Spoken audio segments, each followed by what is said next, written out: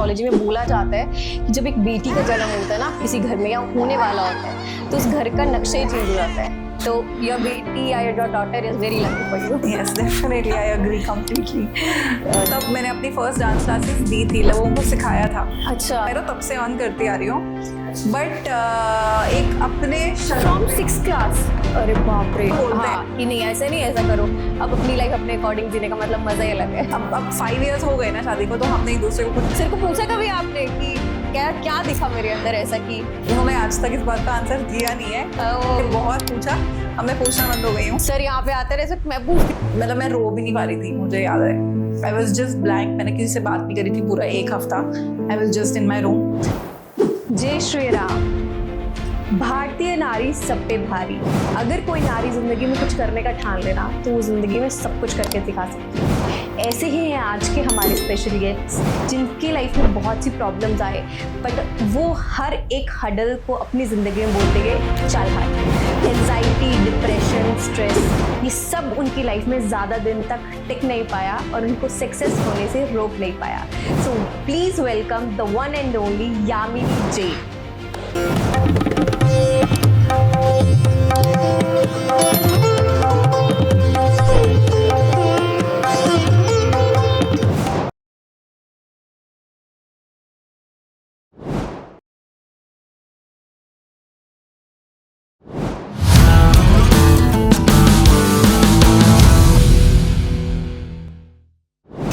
Hello Yamini ma'am, कैसे हो आप? बढ़िया, आप बताइए। All good. कैसे लग रहा है यहाँ पे आके? बहुत अच्छा लग रहा है। I enjoy podcast a lot. Me too. Actually आपका पॉडकास्ट मैं बहुत टाइम से लेना चाहती थी बट फाइनली आपका टाइम मिला। Thank you so much ma'am. Thank you so much for having me here. Thank you. So ma'am, first question मैं आपसे यही पूछूंगी, सोशल मीडिया में फूड ब्लॉगिंग से शुरू किया था और अभी तक का सफर कैसा चल रहा है आपका? बहुत ही अमेजिंग है, surreal. If I have to use one word, it is surreal.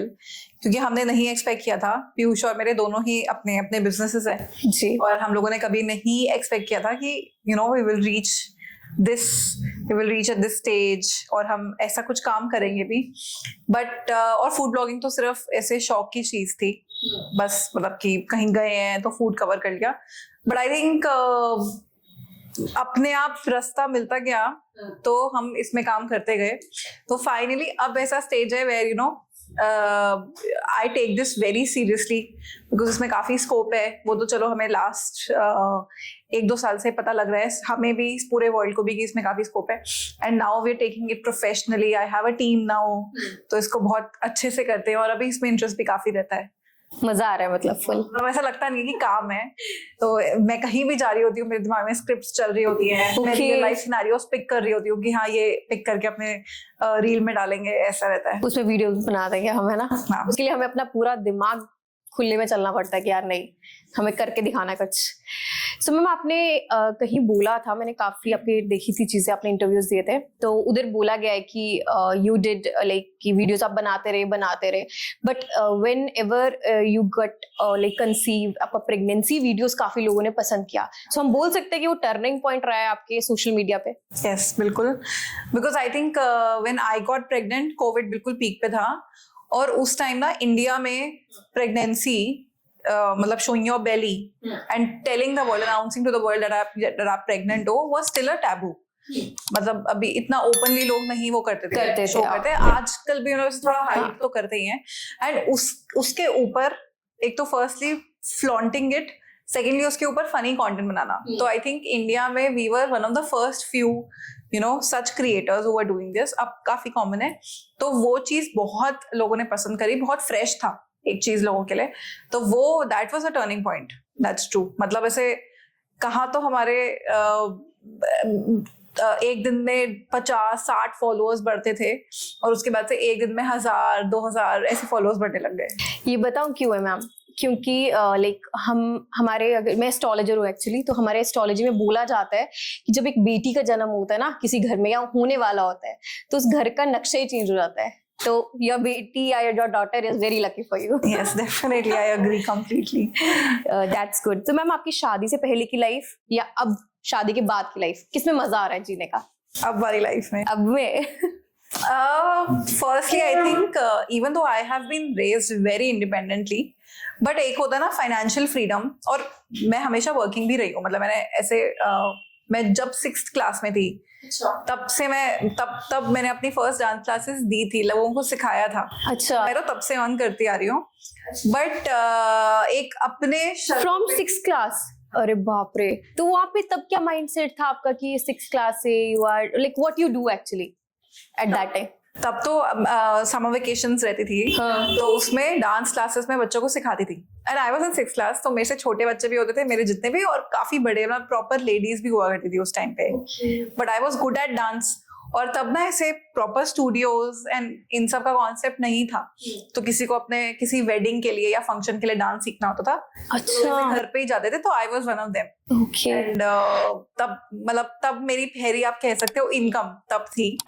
But अब अपनी शर्तों पे आप जी पा रहे हो लाइफ. फाइनेंशियल इंडिपेंडेंस है, you know. Plus I have a baby, I am taking care of her also. Life काफी सॉर्टेड है बेबी की वजह से. एक स्केड्यूल में रहते हो आप. लाइफ शादी से पहले ना थोड़ा सा हैफिजर्ड होती है, chaotic होती है. कभी भी उठ रहे हो, कहीं भी जा रहे हो, कुछ भी. अब एक बहुत स्केड्यूल, और मेरे को चलना, मैं थोड़ा ऑर्गेनाइज्ड हूँ, मुझे ऐसे ही चलना पसंद है, एक स्केड्यूल से रहना पसंद है. तो वो सब अपने हिसाब से अपनी शर्तों पे करने को मिलता है. हस्बैंड बीच में रोक टोक नहीं लगाते. बिल्कुल. पहले पेरेंट्स होते हैं हमारे, वो थोड़े बोलते हैं कि नहीं ऐसा नहीं, ऐसा करो. अब अपनी लाइफ अपने अकॉर्डिंग जीने का मतलब मजा ही अलग है. अब 5 years हो गए ना शादी को, तो हमने एक दूसरे को कुछ भी बोलना छोड़ दिया है. So sweet. तो वो अपने मतलब whatever he wants to, because he has a new venture. अच्छा. And it has been keeping him very busy. तो अभी वो कुछ टाइम, थोड़ा मतलब काफी टाइम वहीं जा रहा है.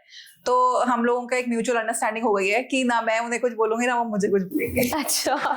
It's good. बट ये अगर अंडरस्टैंडिंग एक हस्बैंड वाइफ में आ जाए ना, तो रिलेशनशिप हमारा बहुत स्मूथ चलता है. And that's very important. That's true. शादी से पहले इफ आई टॉक की मतलब काफी लड़कियों के है ना, कुछ होता है कि नहीं we need to do love marriage, arrange marriage, curiosity होती है शादी की.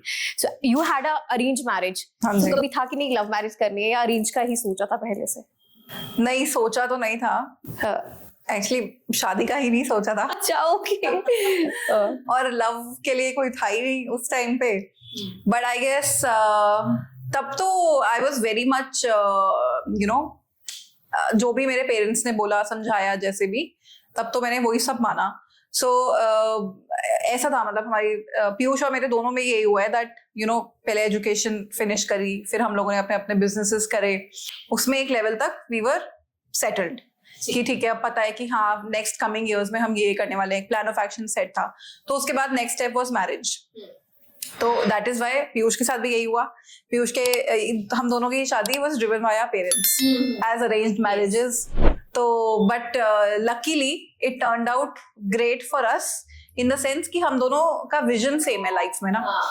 तो दैट वे लाइक हम दोनों we wanted the same things in life. अगर हम बात करें 5 years, तब 5 years मैरिज को पूरे हो गए हैं. एंड तब if we discussed what we want from our lives, how do we see 5 years down the line, हम तो वो सब हमारा सेम था. तो इन दैट सेंस मतलब ऐसे it turned out to be good and perfect. Satisfaction है आपको, है ना? That's great. सो अपने जीवन साथी में आप दोनों का पेरेंट्स की वजह से कनेक्शन हुआ था, मिले थे.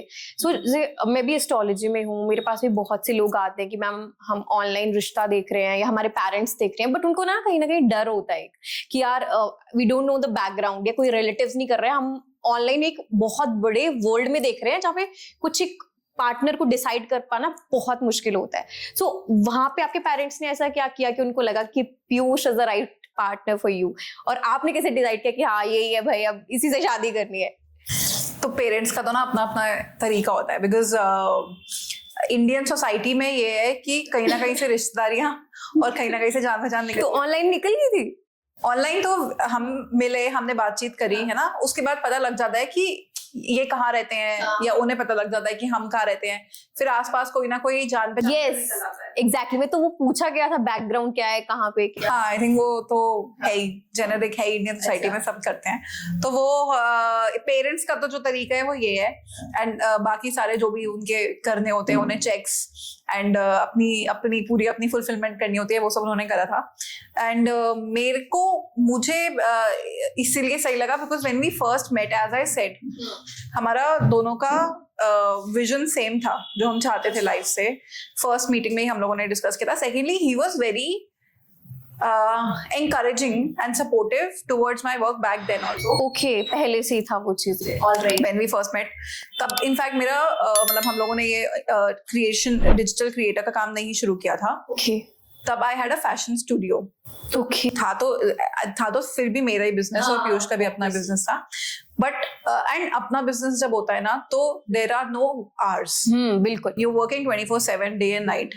तो he understood that. He was like, ठीक है, I understand that you know there are going to be no hours. तुम किसी भी समय काम करोगे, कुछ भी होएगा, so that is fine. We will work it out. कर लेंगे जैसे तैसे भी करके. तो मेरे को वो चीज बहुत स्ट्राइक करी. अच्छा, तो उस पॉइंट पे आपने डिसाइड किया बस यही है वो पर्सन. अब वो होता है यार, जब हमें कोई ऐसा पार्टनर मिल जाता है ना, हमें क्लिक हो जाता है कि यार ये इसके साथ सेटल हो सकते हैं. राइट. बिल्कुल. तो आपने तो शायद 2-3 पहले भी देखे. मैंने देखे थे. सर ने तो नहीं. सर के फर्स्ट थे. सर को पूछा कभी आपने कि क्या दिखा मेरे अंदर ऐसा कि उन्होंने आज तक इस बात का आंसर दिया नहीं है. बहुत पूछा, अब मैं पूछना बंद हो गई हूँ. सर यहाँ पे आते रहे, मैं पूछती सर क्या बता दो आज रीजन. ओके, मतलब सर ने नहीं बताया. नहीं, बॉयज ऐसे ही होते हैं. हाँ, नहीं बताया. They are non expressive, they don't know. तो बट हाँ, मतलब ऐसे मीटिंग के बाद पीयूष वाज द वन जिन्होंने पहले हाँ किया था और मैं तो अच्छा, उन्होंने एकदम हाँ कर दिया. अरे when he dropped me back, तो ही वाज लाइक मेरी साइड से तो हाँ है. अच्छा. So sweet. मैंने कहा अभी ठीक है. मैंने कहा even I liked it and we can go ahead, but एक बार और जो भी पेरेंट्स को डिस्कस करना है, जो भी है वो सब कर लेते हैं. So that is what happened. अरे मुझे I think he thought कि you know मतलब मैं पीयूष की लाइफ में फिट हो जाऊंगी जिस तरीके से वो चाहते हैं. ये तो था मतलब the kind of girl he had in his mind. मैंने काफी हद तक शायद वो सारे पॉइंट्स चेक कर लिए थे, टिक कर लिए थे. तो हाँ, I think that's what worked. हाँ, that's a blessed relationship I must say. Great. So ma'am एक टर्निंग पॉइंट भी बोल सकते हैं, एक थोड़ा सा कुछ गलत भी हुआ था आपकी लाइफ में, लाइक जून 2022 में, like you had a miscarriage also, है ना? सो एट दैट बैड फेज कैसे निकले हो आप उस लाइफ से? 2020 में हुआ था. ओके. 2021 में तो नीरा हुई थी. अच्छा, नीरा हुई थी 2021. हाँ. सो मतलब ऐसे it's a very difficult time. जिनके साथ हो रखा है उन्हें पता है. मतलब ऐसे उस समय ना सब कुछ खत्म हो जाता है. For the time being, you just lost, और आपको लगता है सब कुछ ही खत्म. But I think my work kept me sane. तो 1 week तो मैंने रेस्ट ही किया था और उस समय बिल्कुल ब्लैंक था मेरा दिमाग. मतलब कुछ समझ में नहीं आ रहा था कि अब करना क्या है, कैसे, how will I even live life. But 1 week के बाद ना I got a call. मतलब तब हम लोग वीडियोस बनाना स्टार्ट कर चुके थे. तो पेज तो अभी छोटा ही था, इतना नहीं था. बट मतलब ठीक है, आई हैड समथिंग वर्क के पॉइंट ऑफ व्यू से. तो आई गॉट अ कॉल कि ऐसे ऐसे हमें एक ब्रांड का कॉल आया कि हमें एक वीडियो चाहिए. तो मैंने हाँ कर दिया उस समय ना. And then I convince Piyush कि यार मेरे को लेट मी डू दिस. मेरे को अभी ना मैं मतलब फिजिकली तो मेरे को लग रहा है कि मैं ठीक हूँ and I can shoot the video. और ही सेड ठीक है, if you think you can do this, और ठीक है कर लेते हैं. तो आई थिंक वो मैंने शूट करके दिया. एक मिल जाती है फिर आपको ना, एक चीज मिल जाती है जिसके सहारे you get out of it. तो I think my work has always been that. सब उसी के भरोसे आगे आपने क्या था. हाँ, राइट. बट वो फिजिकली जब वो चीज हमारे साथ होती है तो उस टाइम पे वो कैसा फील हुआ था कि यार ये एक्सपेक्ट किया, मतलब होता नहीं हमें कि यार ये चीज हो जाएगी. So like if you can talk about that कि वो exactly what happened at that time, या हमारी गलती थी या किसी और की गलती थी, किस रीजन की वजह से ये हुआ था? गलती तो नहीं थी किसी की भी. कुछ मतलब बेसिकली कुछ एक मेरे को HCG लेवल्स होते हैं जो ये एम्ब्रियो को चाहिए होते हैं, तो वो मेरी बॉडी में कम था. नीरा के टाइम पे भी कम था. तो तब तो हम लोगों ने मैंने इंजेक्शंस लिए थे उसी HCG के. बट फर्स्ट टाइम ऑब्वियसली नहीं पता था, because with in 10 days when I got pregnant, within 10 days I had a miscarriage. तो पता नहीं होता. 10 days, alright, soon. अच्छा. तो पता नहीं होता ना कि अभी तो अब यू जस्ट सेलिब्रेटिंग, एंड मैं अपनी मॉम के यहाँ गई हुई थी, you just celebrating and all that. तो गलती तो नहीं थी किसी की भी. और जब हुआ तो कुछ समझ में नहीं आ रहा था, मतलब एज आई सेड, मतलब एक रात का ही खेल था सारा कुछ. That one evening I started bleeding and मैंने कॉल किया पीयूष को. We all went to the doctor और वहाँ पे मतलब उन्होंने बता ही दिया कि मतलब हो गया आपका. और नेक्स्ट मॉर्निंग सर्जरी थी. तो और नेक्स्ट मॉर्निंग तो मेरे को सेडेटिव्स दिए थे, तो मैं पूरे दिन आई वाज आउट.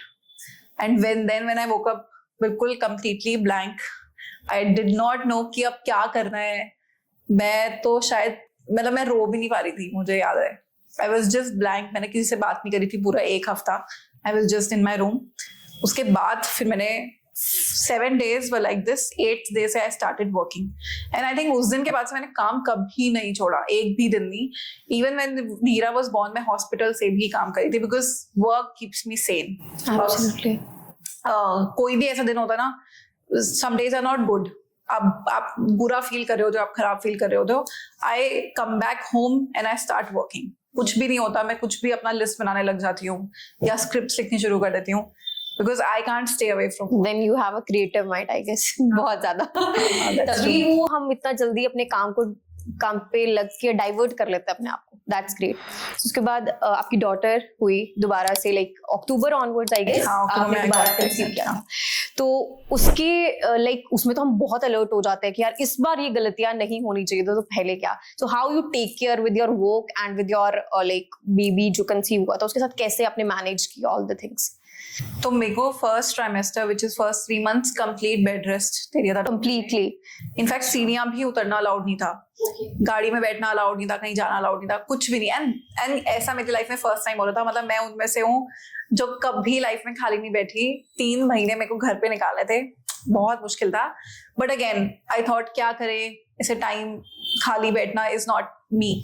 तो तब हमने, और वैसे भी कोविड चल ही रहा था उस समय ना, Covid was on end of, coming and going, bar bar lockdown लग रहा था. तो उस समय मैंने डिजिटल मार्केटिंग का कोर्स किया ऑनलाइन, घर पे बैठ के कई सारे कोर्सेज करे, काफी इसके बारे में पढ़ा. एंड आई स्टार्टेड माय पिया कंपनी. जो भी फॉर्मेलिटीज होती हैं बेसिकली कंपनी स्टार्ट करने के लिए, वो सब मैंने घर से करी थी.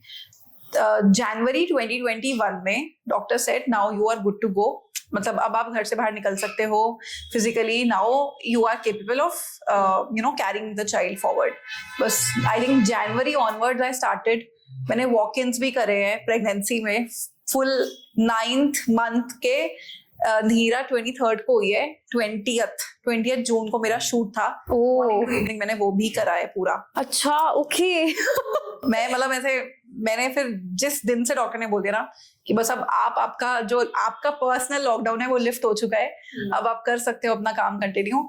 I went and I did not stop even for a day. Wow, मतलब कितनी विल पावर है ना. सीरियसली यार, वो काम को लेके आ जाती है. एग्जैक्टली. बट डिलीवरी हुई थी आपकी सी सेक्शन से. सो आप उसका कुछ बताना चाहोगे कि how was your experience of C section? तो सब कुछ ठीक था till the very end. You go for the C section और लाइक डॉक्टर को बोलना पड़ा था. तो वो फर्स्ट 3 months डिफिकल्ट थे मोस्टली बिकॉज वो HCG लेवल्स इंजेक्शंस लगते थे एवरी सेकंड डे इनफैक्ट. तो बस वो 3 months डिफिकल्ट रहे थे. उसके बाद स्मूथ रहा मेरे. और मेरे डॉक्टर, मेरी गाय ने बहुत सपोर्टिव थी. मैंने उनको बहुत क्लियर कर दिया था कि मेरे को तो काम करना ही है एंड ऑल दैट. तो she was always supportive. She was like ठीक है आप करो. उन्होंने कुछ एक्सरसाइजेस भी बताई थी लास्ट तक, डक वॉक, मेरे लास्ट में पोछे भी लगाए हैं. हाँ, होते हैं, वो करने पड़ते हैं. तो और कोविड वैसे ही चल रहा था. तो नीरा हुई है कंप्लीट लॉकडाउन के टाइम पे हुई थी वो. तो हमें वैसे भी एक मैटरनिटी सेंटर में ही नीरा बॉर्न हुई है क्योंकि हॉस्पिटल्स भी जाना उस समय सेफ नहीं था because hospitals were filled with Covid patients. तो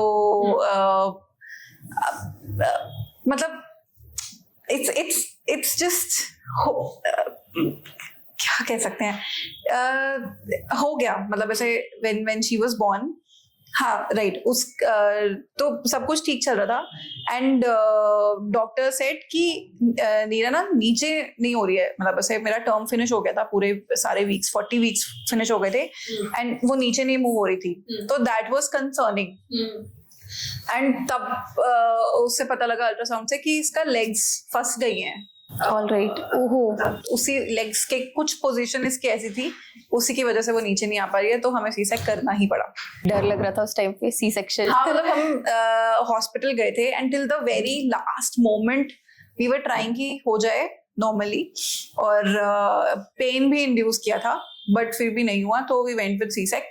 बट नाउ तब ना अगेन तब बड़ा ही वो क्रिएट करा हुआ था सी सेक के अराउंड ना, बहुत कि जो नॉर्मल डिलीवरी उनको नॉर्मल बोलते थे, जो वेजाइनल डिलीवरीज होती है उनको नॉर्मल, बल्कि वो बहुत पेनफुल वो होती बहुत है. पेनफुल होता है. बिल्कुल. और नॉर्मल का तो कॉन्सेप्ट होना ही नहीं चाहिए. बिल्कुल.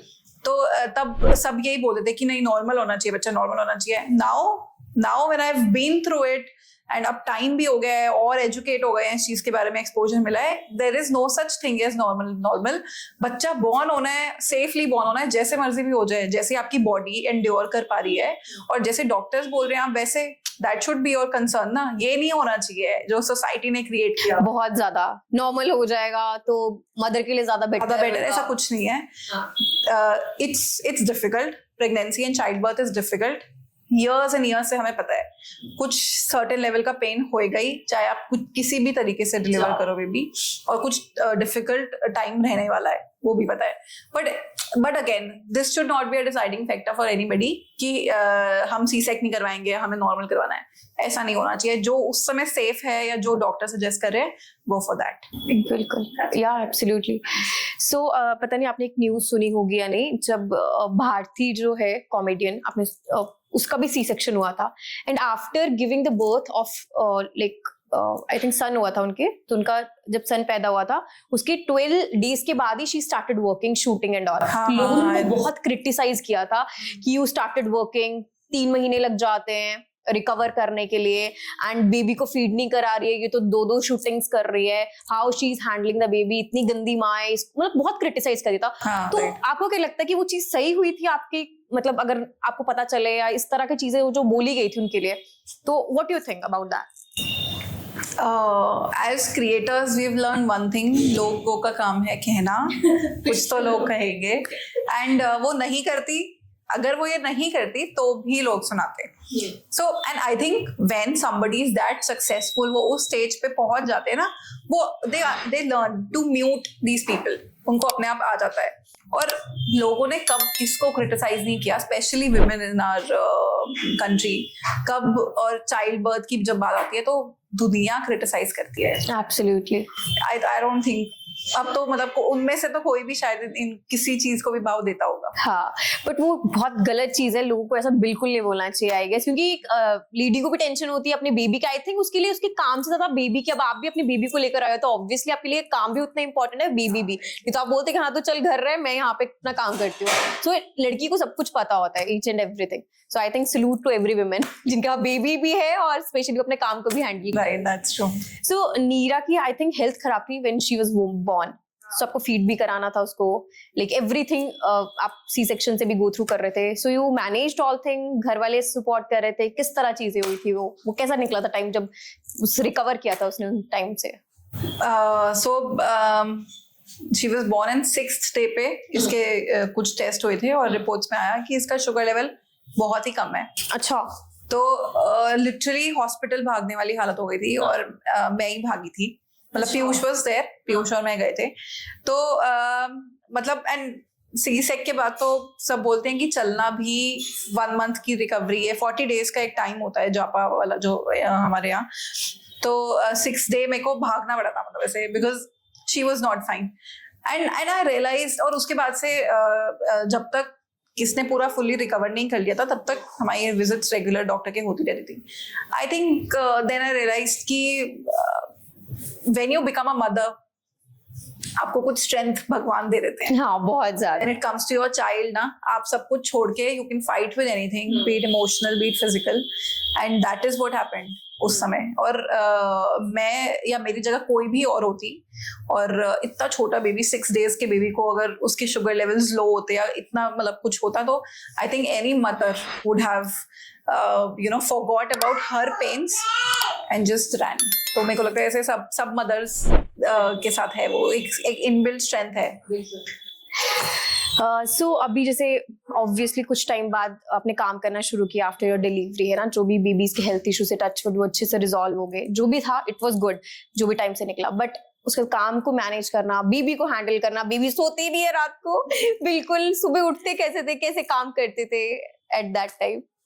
मुश्किल था obviously, बहुत मुश्किल था, है ना? especially when I was feeding her, बहुत मुश्किल था because you have to pump. जब भी मुझे मीटिंग्स में जाना होता था मैं पंप करके जाती थी. I mean overall it's a very difficult process, but ठीक है, मतलब पता था कि you know having a baby and managing work is not going to be easy. Yes. So we were prepared and I had help. दोनों families थी plus help थी, तो हो गया मैनेज. डिफिकल्ट तो था इसी, मैं कभी भी नहीं बोलूंगी कि वो एक आसान चीज थी लाइफ में करने के लिए, और किसी के लिए भी नहीं है.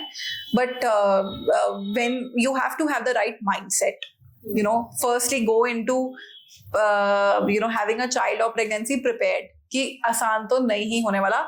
और मतलब इजीली डॉक्टर्स बोलते हैं कि 1 साल तक भी बच्चे नहीं सोते, और मैं तो उनमें से हूँ. मुझे नींद पूरी ना मिले ना, like 7 hours of sleep, I get really cranky. तो मतलब ऐसे मैं पहले 6 महीने तो शायद सोई ही नहीं, बिकॉज यूजुअली दिन में जब बच्चे सोते थे तो मदर्स सो जाती हैं, बट मेरे को लगता था जब ये सो रही है मैं काम पूरा कर लूं फटाफट, तो मैं ऐसे सोने को तो नहीं ही मिला. बट ठीक है, मेरे को लगता है लाइफ में अप्स एंड डाउन्स भी ना जरूरी होते हैं. Like difficult phase of life are really important, और वो होने भी चाहिए. बिल्कुल, तभी उससे हम स्ट्रॉन्ग बनते हैं, ग्राउंडेड रहते हैं. तो मैं I don't mind when life gets difficult. I think कि ठीक है, मेरे को बस ये लगता है कि जब ये खत्म होएगा डिफिकल्ट फेज, तो एक बहुत अच्छा फेज भी आएगा, अप्स भी आएंगे लाइफ में फिर. बहुत सही. लाइक जैसे होता है ना, हम घर पे हमारे पेरेंट्स का तरीका पेरेंटिंग करने का अलग था, हमारा अलग है, शायद जो हमारे ग्रैंड पेरेंट्स होंगे उनका अलग होगा.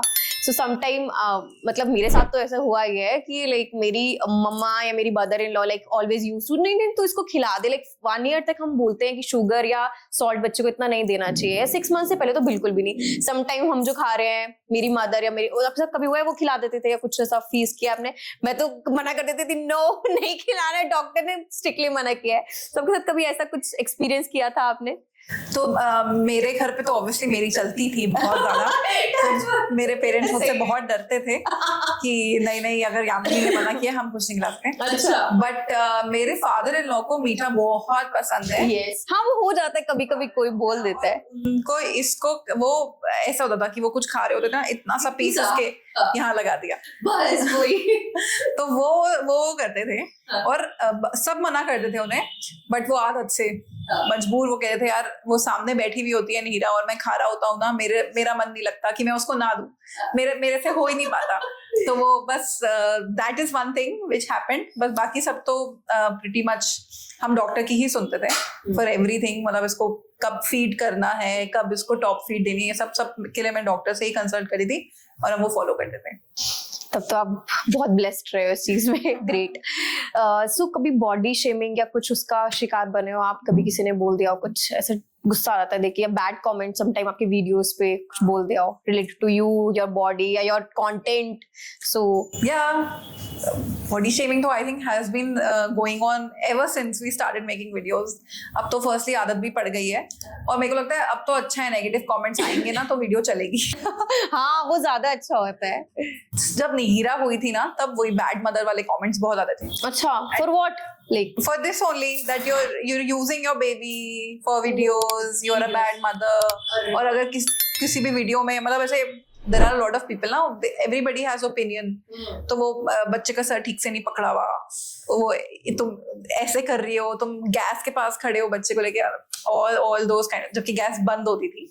Obviously हमारा बच्चा है, obviously we know and we care more. But वो सब होता था, तब मुझे बहुत बॉदर होता था जब बैड मदर वाले कमेंट्स आते थे. And I used to discuss with Piyush कि यार मतलब मेरे से नहीं हो रहा हैंडल अब. But he was like, he is always been a very thick skinned guy, and he was like तू छोड़ ना, कोई तेरे मुंह पे आके थोड़ी बोल रहा है. ऑनलाइन बैठ के अपने एक फेसलेस अकाउंट के पीछे कोई कुछ भी बोले, as long as they are not coming here and talking to you directly, doesn't matter. So या मतलब ऐसे तब उसके बाद से शायद मैं यूज्ड टू हो गई इस चीज से कि अब मेरे को अब तो मुझे कोई फर्क नहीं पड़ता, चाहे बॉडी शेमिंग हो, चाहे बैड पेरेंट हो, चाहे बैड बहू हो, कुछ भी हो, मेरे को कोई फर्क नहीं पड़ता. ग्रेट. तो आप मोटिवेट हो चुके हो उस लेवल पे कि नहीं अब कोई फर्क नहीं. अच्छा है, मैं तो कहती हूँ आ जाए नेगेटिव कमेंट्स, वायरल हो जाएगी. ये तो है I am happy about my haters because जितने किसी भी वीडियो अगर आप हमारी देखोगे ना उस पे अगर किसी भी एक वीडियो पे हेटर्स ने डिसाइड कर लिया कि हम तो बहुत नेगेटिव कमेंट्स डालेंगे तो वो मिलियन पार करेगी तो मैं तो खुश ही हुआ। करते रहो फिर, जो मर्जी बोलो, खुला ओपिनियन है आपके आगे।